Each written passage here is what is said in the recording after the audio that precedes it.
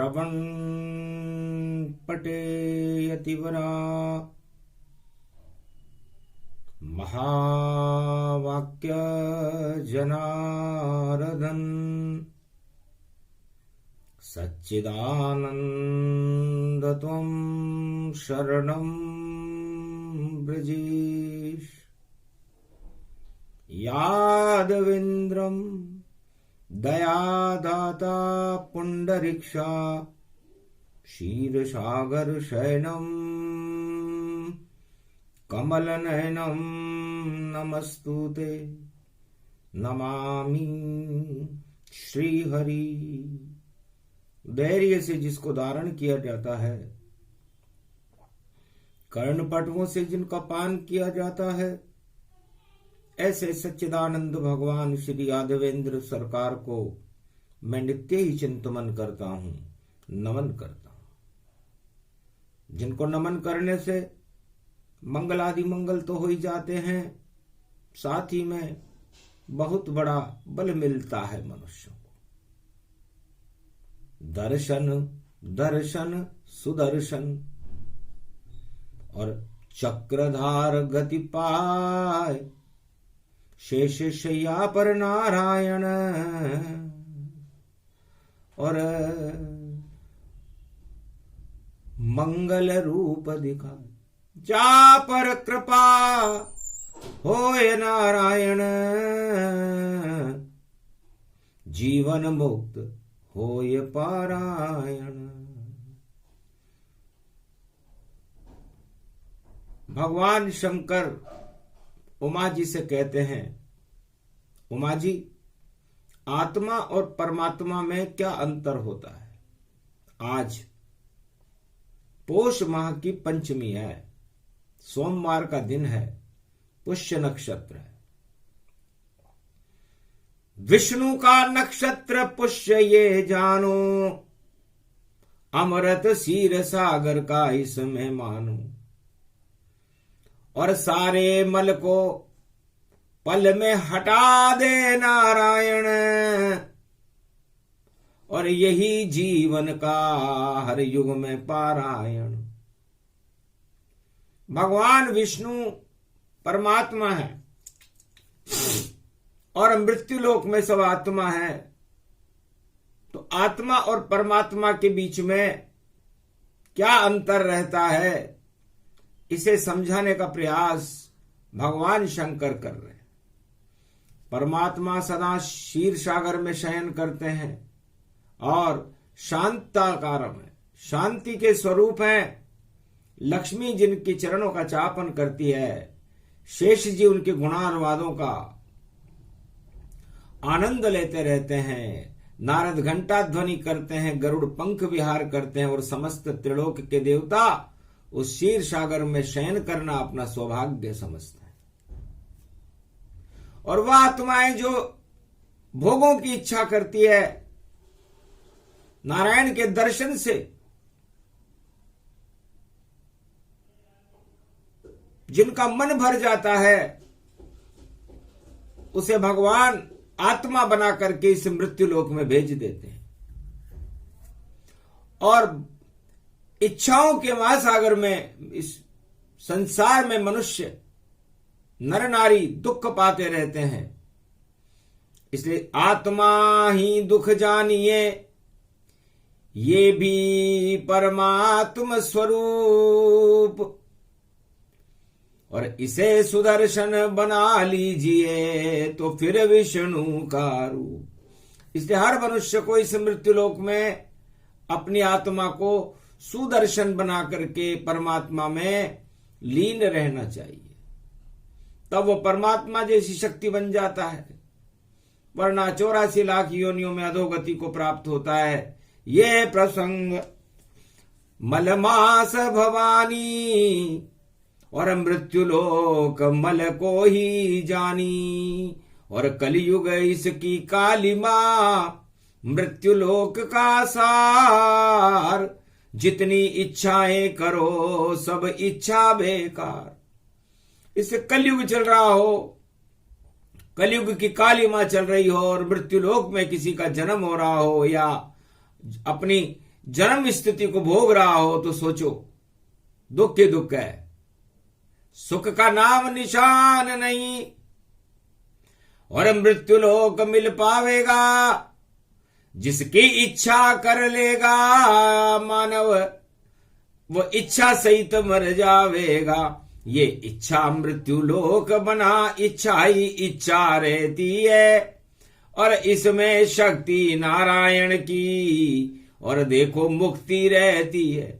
तो जो इच्छा का त्याग करे वह नर मुक्ति पाए, बाकी जितनी इच्छाएं सब अधोगति में जाए। तो सदा भवानी दाहिनी सन्मुख रहे गणेश, 5 देव रक्षा करे तो ब्रह्मा विष्णु महेश।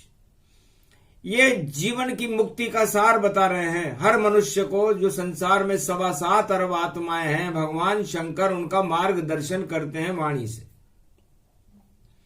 ये क्या अर्थ है इसका? सदा भवानी दायिनी सन्मुख रहे गणेश, 5 देव रक्षा करे ब्रह्मा विष्णु महेश। उस आत्मा कर ऊपर ईश्वर की कृपा हो जाती है जो इस चौपाई को अपने जीवन में उतार लेता है। आज पंचमी का दिन है, पुष्य नक्षत्र है, सोमवार है, मल का मास, पोष मास चल रहा है। तो दाहिने हाथ शुभ कर्मों का होता है। सारे दान, शुभ कर्म, सारे पुरुषार्थ इस दाहिने हाथ से किए जाते हैं। तो इस दाहिने हाथ में क्या रहना चाहिए? भवानी रहना चाहिए, बुद्धि रहना चाहिए, सरस्वती रहना चाहिए। तो सदा भवानी दाहिनी यही आपका हाथ, भाग्य बदल दे ईश्वर शक्ति, और रहो सदा उसके साथ। यदि आप ईश्वर के साथ रहोगे, ईश्वर की इच्छा करोगे, शुभ कर्मों में अपना मन लगाओगे, तो भवानी शारदा, भगवती जगदम्बा सरस्वती शुद्ध बुद्धि की कृपा आप पर हो जाएगी। सन्मुख रहे गणेश, तो हर मनुष्य को अपने हाथों में सरस्वती जैसा शुद्ध संकल्प रखना चाहिए। देने के लिए आतुर ये हाथ, परहित में सब कुछ दे देंगे, स्वहित में कोई काम नहीं तो मंगल ईश्वर कर देंगे।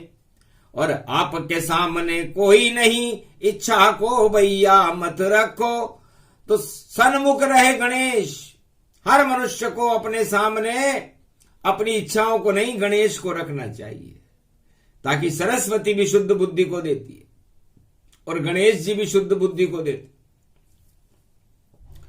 तो यदि हर मनुष्य इस संसार में अपने हाथों में, अपने पुरुषार्थ में भगवती शारदा की शुद्ध बुद्धि रखे और गणेश जैसा ज्ञान रखे,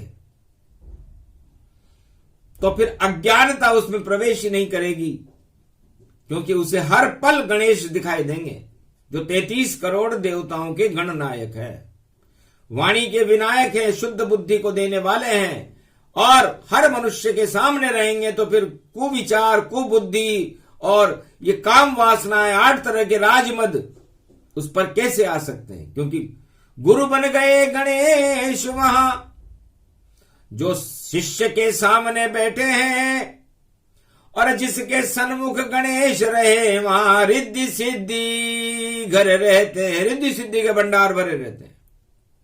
जिस मनुष्य की आत्मा के सामने, जिसके मस्तिष्क में गणेश जी विराजमान हो और जिसके हाथ में सरस्वती विराजमान हो, तो 5 देव रक्षा करे ब्रह्मा विष्णु महेश। तो उस आत्मा की रक्षा ब्रह्मा विष्णु महेश करते हैं, तीनों जगत गुरु करते हैं। अब ये सूत्र है, और इस सूत्र को है उमा, हमने कैलाश पर इसको मूल मंत्र बना लिया कि सदा भवानी दाहिनी। तो भवानी आप हो और आप हमारे वामांग में विराजमान रहते हो। तो शिव जब भी कोई कृपा का हाथ उठाते हैं, आपका हाथ भी अपने आप उठता है। सन्मुख रहे गणेश, और गणेश आपका पुत्र है, और वो हमेशा आप उसको सामने ही देखना चाहती हो। तो माता पिता और गुरु की वाणी विनय विचार करो शुभ जानी। तो हर माता पिता अपने सामने अपने बेटे को ही रखना चाहता है। तो महादेव का पुत्र है और बेटा है कैलाश, नाम गणपति है उसका और शुद्ध बुद्धि प्रकाश। तो शुद्ध बुद्धि को दे देता है।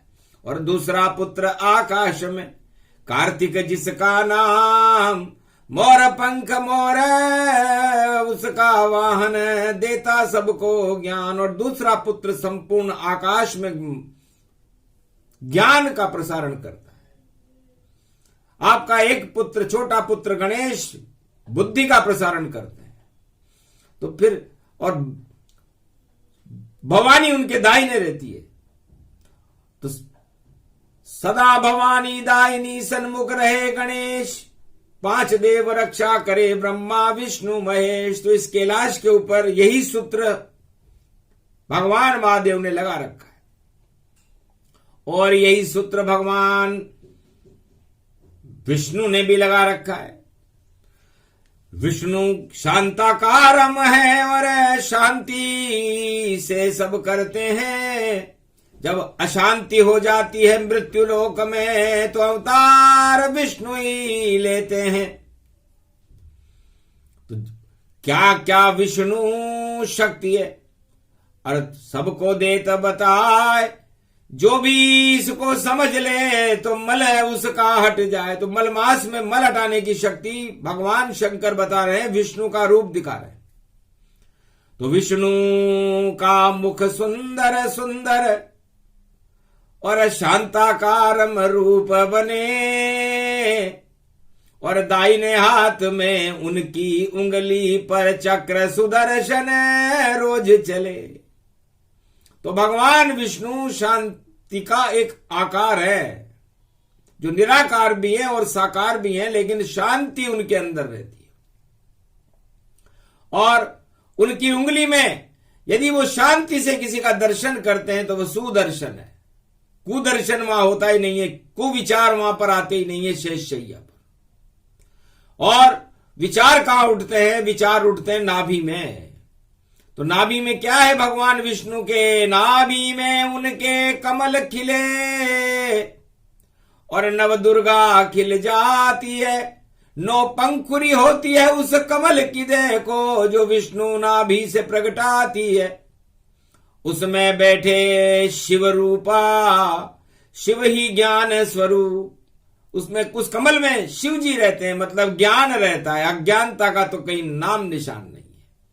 और ब्रह्म कमल है वह, तो ब्रह्मा श्रुतियां पैदा करते हैं वहां पर और श्रुतियों से वेद बनते हैं। वेद से वेद और वाणी होती रहती है वहां पर। तो ब्रह्मा मुख से वाणी निकले, शिव के मुख से ज्ञान। और क्षीर सागर में शयन करे देखो विष्णु भगवान। तो हर मनुष्य को अपनी नाभि में ब्रह्मा और शिव को बिठाना चाहिए ताकि अशुभ विचार आ ही नहीं सके, क्योंकि सारे अशुभ विचार नाभि में ही पैदा होते हैं। और उस कमल के ऊपर कौन बैठती है? जहां पर ज्ञान बैठता है, जहां पर वेद बैठते हैं, जहां पर ब्रह्म बैठता है, उस कमल के ऊपर लक्ष्मी बैठती है। तो कमलासन।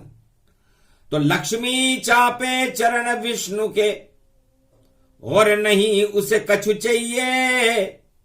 कमलासन पर लक्ष्मी बैठे विष्णु उसको पति चाहिए। तो विष्णु को ही वो सब कुछ अपना मानती है। क्यों? क्योंकि लक्ष्मी को शांति वहां मिलती है ज्ञान में और ब्रह्म में। तो लक्ष्मी किसी तिजोरी की शोभा नहीं बनती। लक्ष्मी भगवान विष्णु के चरणों की शोभा बनती है। और कमलासन पर विराजमान होकर के विष्णु की चरित्रावली को सुनने में उसे बड़ा आनंद आता है। जिसमें शिव सुनाते हैं और ब्रह्मा श्रुतियों का पाठ करते हैं। और शेष शैया विराजते भगवान विष्णु साजते। और भगवान विष्णु शयन कहां करते हैं? जितने जगत के मेल हैं सारे विष के समान। और मन विष्णु का जानिए देखो शेष भगवान। तो मैल उत्पन्न कहां होता है? मन में मैल उत्पन्न होता है तो शेष जी को मन बना रखा है भगवान ने, और उनके हृदय में लक्ष्मी विराजमान रहती है, और उनके कानों में वेद श्रुतियां चलती रहती है, और ज्ञान उनकी नाभि में विराजमान रहता है। तब जाकर के उन्होंने 2 हाथ उनके पुरुषार्थ के हैं और 2 हाथ उनके लक्ष्मी के हैं, जिससे पुरुषार्थ से लक्ष्मी मिलती है। ये भगवान विष्णु कहते हैं, जिनका 4 चतुर्भुज स्वरूप है। एक हाथ में उनके गदा है। गदा किसके लिए है? अज्ञानी लोगों के लिए है। दानवता के बाद दानवता पर गदा चले और अज्ञान पे गदा चलाते हैं। क्षीर सागर में ऐसे विष्णु हम उनके चरित्र बतलाते हैं, और शंख बजाते हैं वो ज्ञान का, और बुद्धि जगत फैलाते हैं। बजे शंख जब शांति फैले ये विष्णु बतलाते हैं। तो शांति का पांचाय जन्य शंख बजाते हैं कि चारों युगों में संसार वासियों शांत रहो। वेद ध्वनि होती है उस शंख में। और चक्र, जब कोई अधर्म करता है तब सुदर्शन चक्र नारायण का चलता है और उस अधर्म को ही नष्ट कर देते हैं। तो और पद्म, पद्मासन है भक्ति का और मुक्ति का मार्ग। अरे पद्मासन से नारायण को करते रहना याद। तो 4 चतुर्भुज रूप बनावा और विष्णु कल्प मलमास सुनावा। तो गुरु ही सुने, गुरु ही बतावे, और गुरु ही गुरु का ज्ञान। ये तो उमा मलमास है और सूर्य गुरु के पास। तो ये तेज है सूर्य का। भगवान विष्णु की आत्मा है सूर्य। तो जब सूर्य आत्मा मलिन होने लगती है तब ब्रह्मा और शिव गुरु और विष्णु भी गुरु है। ये तीनों गुरु उस आत्मा को परमात्मा बनाने के लिए अपनी पूरी शक्ति लगा देते हैं, जिसे मलमास कहते हैं। तो ब्रह्मा विष्णु महेश तीनों जगत गुरु का रूप, और सूरज उनकी आत्मा और उसका दिव्य स्वरूप। तो ब्रह्मा के मुख में वेद की वाणी होती है, मतलब भगवान विष्णु की शक्ति होती है। और शिव जी के इष्ट देवी राम है, नारायण है। तो वो सदा अपनी तीसरी दिव्य दृष्टि से नारायण को ही देखते रहते हैं। तो शिव देखे श्री राम को और ब्रह्मा मुख है ज्ञान, और 4 वेद 6 शास्त्र और देखो 18 पुराण। ये भी वेद पुराण है, ये विष्णु का रूप। ब्रह्मा इसको रचते रहते और देखो दिव्य स्वरूप। तो ब्रह्मा विष्णु को रचते हैं, विष्णु ब्रह्मा को रचते हैं, और शिव ज्ञान को रचते हैं। और शिव ब्रह्मा और विष्णु मिलकर के ब्रह्मा सृष्टि को रचते हैं। तो बताइए, इसे सुदर्शन कहते हैं। और जिस सृष्टि को रचते हैं ब्रह्मा, वहां मृत्युलोक में उस हर आत्मा से वो चाहते हैं कि वो सुदर्शन रहे। इच्छा करे तो ब्रह्मा की करे, इच्छा करे तो विष्णु की करे, इच्छा करे तो शिव की करे। ये 3 इच्छाएं त्रैताप को हटाने वाली होती हैं। देहिक देविक भौतिक ताप, राम राज काहू नहीं व्यापा। राम राज्य में हर आत्मा में राम राज्य हो सकता है, किसी देश में नहीं होता। बस वो राम जी ने करके बताया था।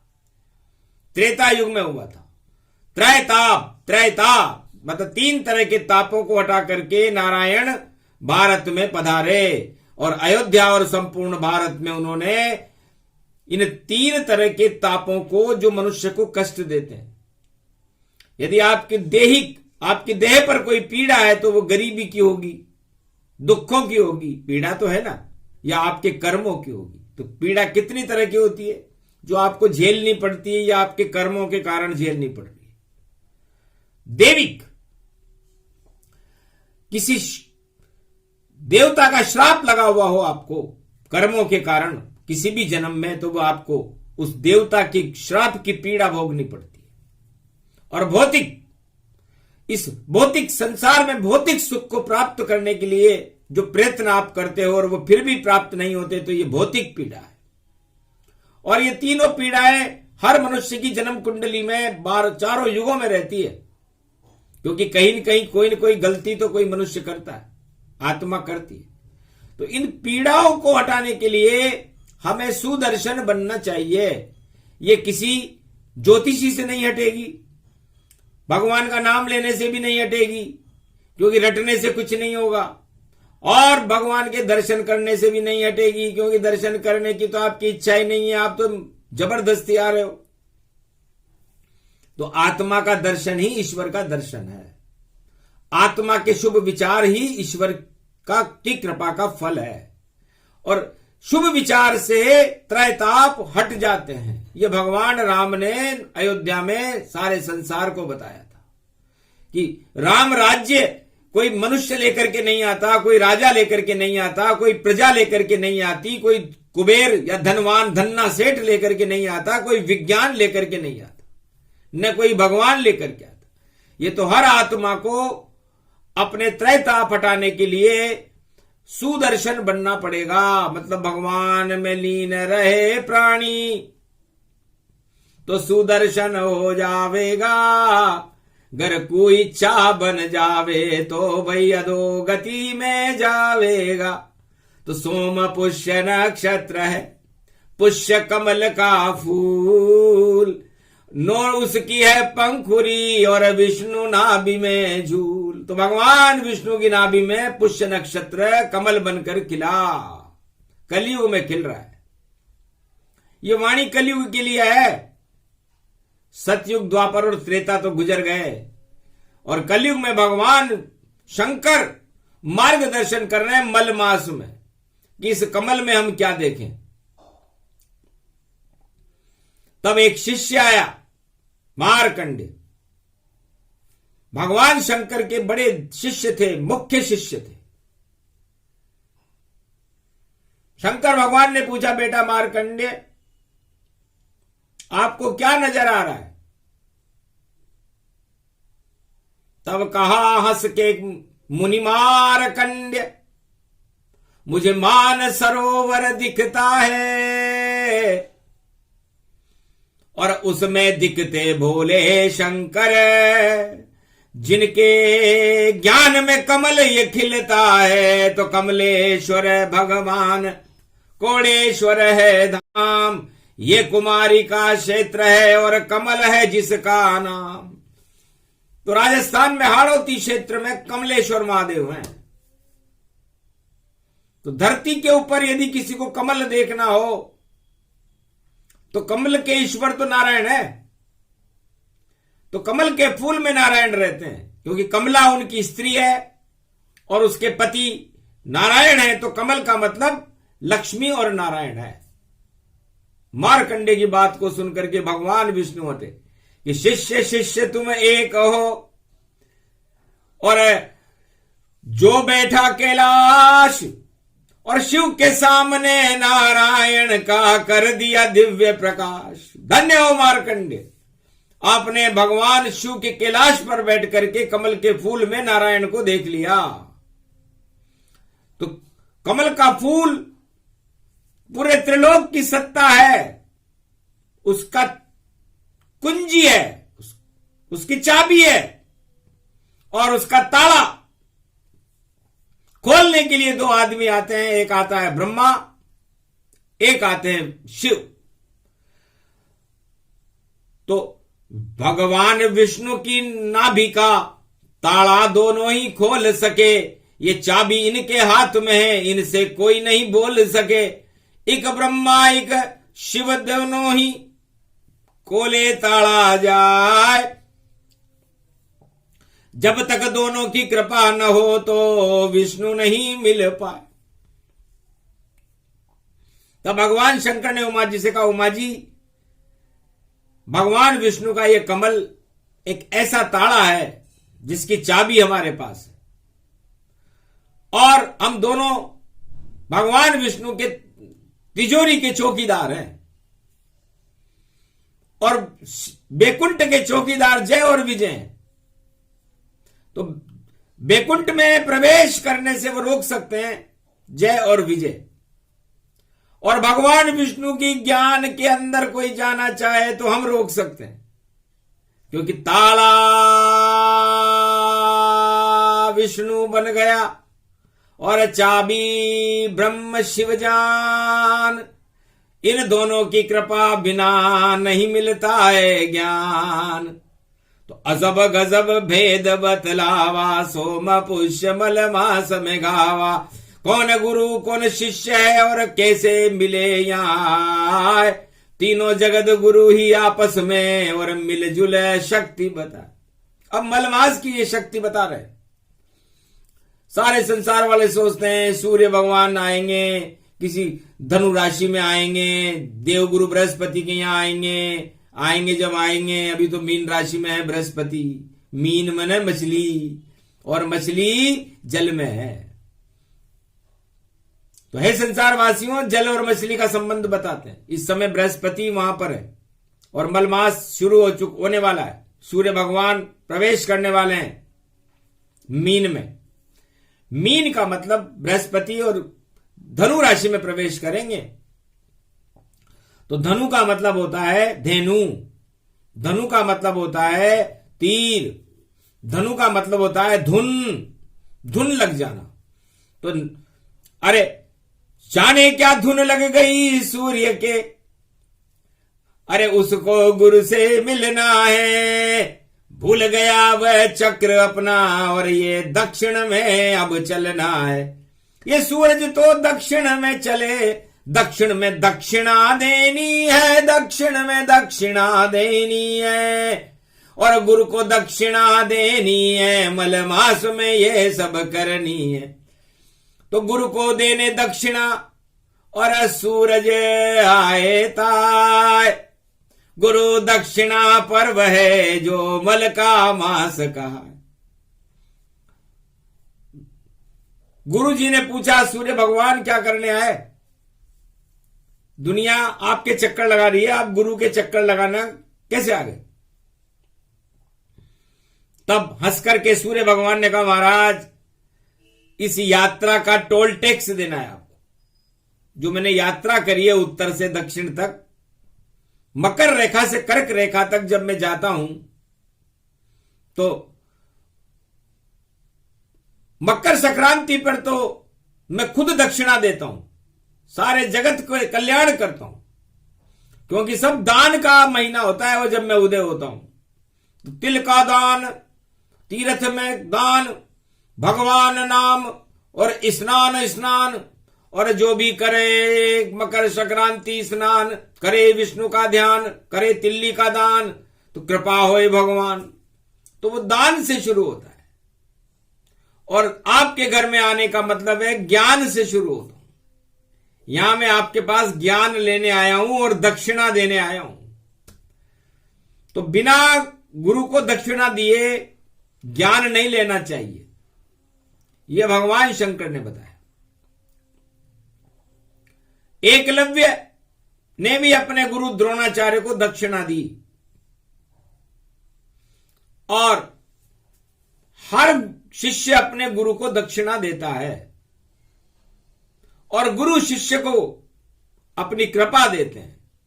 तो रावण की जब कैलाश पे आया तो सोने की लंका में उलझाया, कृपा दे सोने की लंका, और जिसमें रावण को हो गई शंका, नहीं बजा रावण का डंका, हार गया सोने की लंका।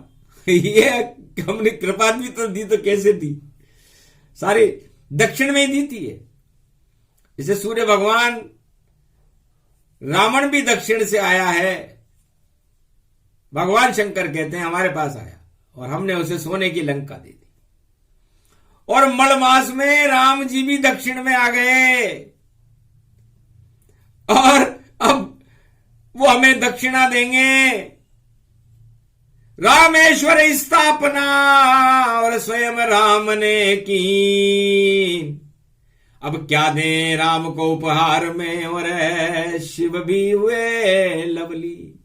उमा जी, दक्षिण में राम जी हैं, मलमास चल रहा है, और मकर संक्रांति को तो उत्तर में चले जाएंगे, और इन्होंने हमारी स्थापना कर दी। अब इन्हें क्या दें?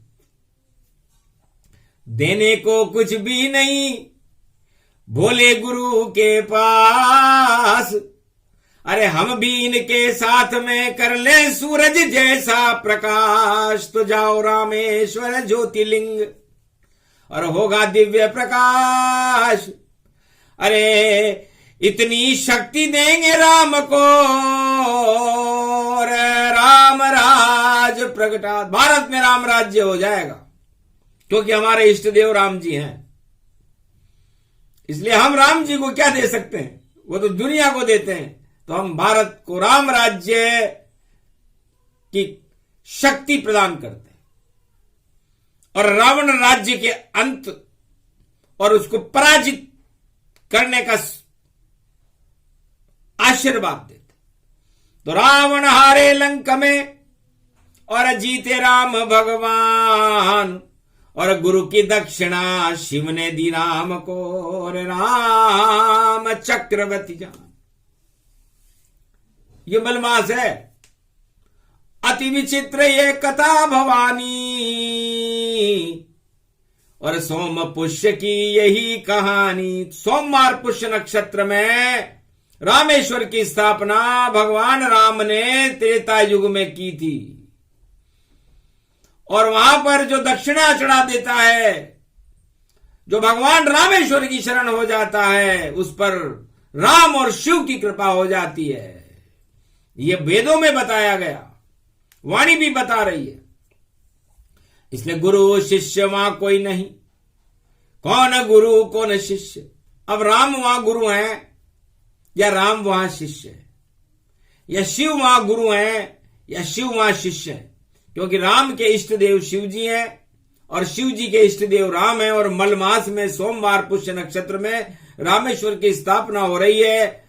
ओम गंगा जलम प्रवत्यम निधिन द्वादहा स्वाहा स्वाहा स्वाहा। ओम सूर्यो देवता चंद्रमा देवता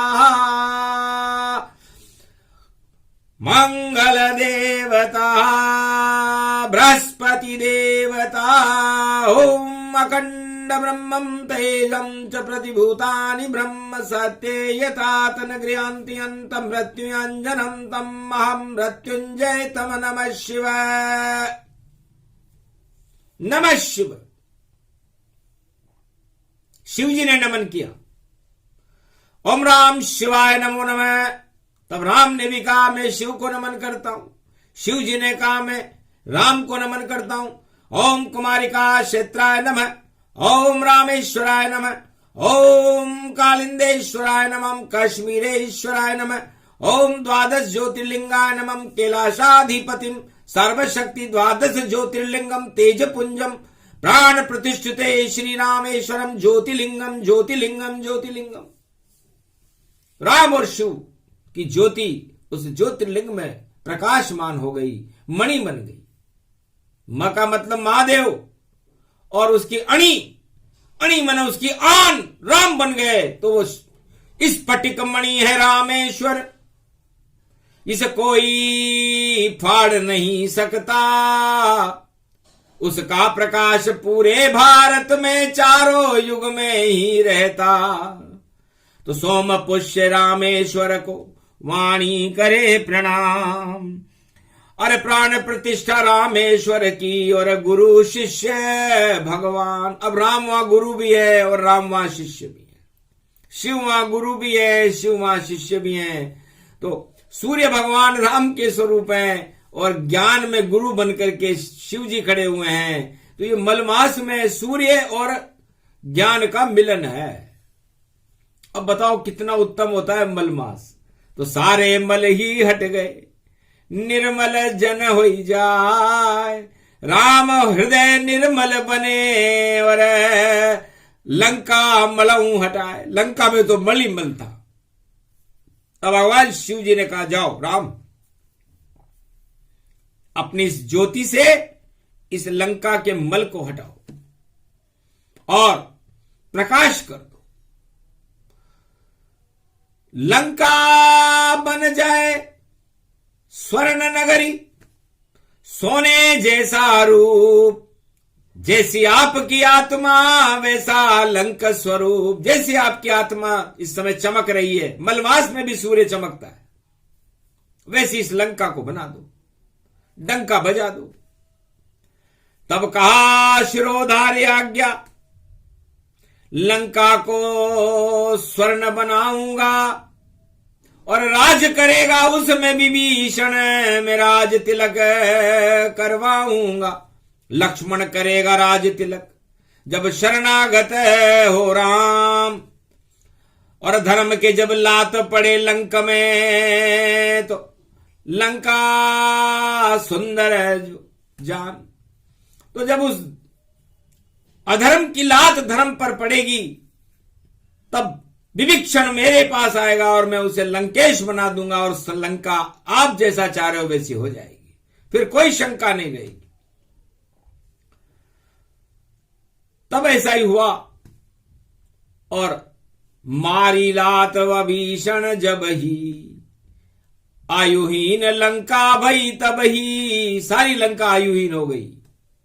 इसलिए कहने का मतलब यह है कि यदि आप इस शरीर में अधर्म को भर लोगे और धर्म के लात मारने लगोगे, आत्मा के लात मारने लगोगे और 10 इंद्रियों के भोगों में फंस जाओगे, तो फिर आयुहीन हो जाओगे, आपकी आयु घट जाएगी।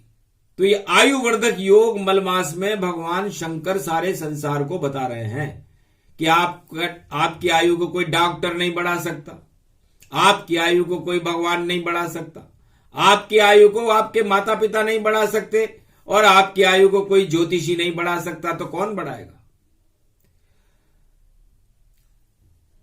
धर्म शक्ति का कीजिए अपनी आत्मा पान, आयु बढ़ जाए भक्तों की जो भजे राम का नाम। तो आप आयुहीन कब होगे? जब अधर्म की भोगों की नीति में फंसोगे। और आयुवर्धक कब बनोगे?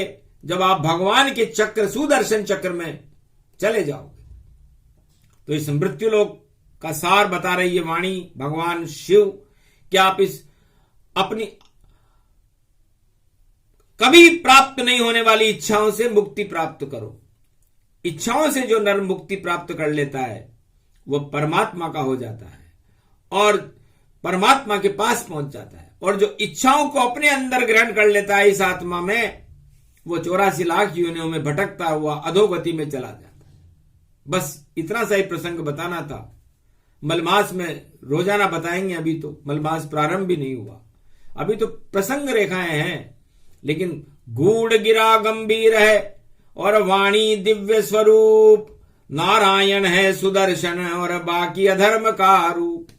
तो सुदर्शन केवल नारायण ही है, ब्रह्मा विष्णु महेश हैं, भवानी है और गणेश है, बाकी सब अधर्म का रूप है। जे कुछ भी इच्छा हो आपकी, सब इच्छाएं आपकी आत्मा का क्षय कर देगी, आपके शरीर पंच तत्व का क्षय कर देगी, आप आयुहीन हो जाओगे। इसलिए यदि आप आयुवर्धक बनना चाहते हो तो नारायण की शरण रहो, परमात्मा की शरण रहो, परमात्मा के समीप रहो, परमात्मा के दर्शन हर पल हर क्षण आत्मा में करते रहो। तो है संसार के 7.25 अरब व्यक्तियों भारत में और कलयुग में आप सबका कल्याण नारायण कर देंगे और आप कीचड़ के से कमल बन करके इस संसार में सारे प्रकाशमान हो जाओगे और उस पर लक्ष्मी बैठ जाएगी, जिसे पुरुषार्थ कहते हैं। और वरना आपका कमल मुरझा जाएगा, मिला नहीं चुल्लू भर पानी कमल गया कुमला। तो भोगों में चले गए तो आपका कमल निश्चित मुरझाएगा। ये संसार में पहली घोषणा भगवान शंकर ने कलयुग में की कि कमल के ऊपर मत इतराना, कमल मुरझा जाता है, कमल कीचड़ में खिलता है। तो कीचड़ आपकी भावनाएं हैं, इन कीचड़ से बाहर आकर के भगवान का दर्शन करो और भगवान से सुदर्शन करके भगवान की चरणों के समीप जाओ। तो मलमास आपके सारे मलों को हटा देगा और आपको भगवान से मिला देगा। तो ये प्रसंग जो भी सुने उस पे कृपा करे भगवान, ईश्वर की उस पे कृपा हो और भारत का कल्याण तो ये कमल का ज्ञान दिया, कमला और नारायण को ध्यान करते हुए दिया। इसलिए हमारे ध्यान में इस समय कमला, विष्णु और लक्ष्मी आ गए। और जब ध्यान में ही विष्णु लक्ष्मी पुष्य नक्षत्र में आ जाए तो विष्णु लक्ष्मी पुष्य नक्षत्र ही भगवान विष्णु का नक्षत्र है। उनकी कृपा मिल जाती है और उनकी कृपा मिलने के बाद फिर शेष कृपाओं की कोई जरूरत भी नहीं रहती। बोलो जय श्री विष्णु, जय महालक्ष्मी, सदा क्षीरसागर शयनम। आपकी जय हो।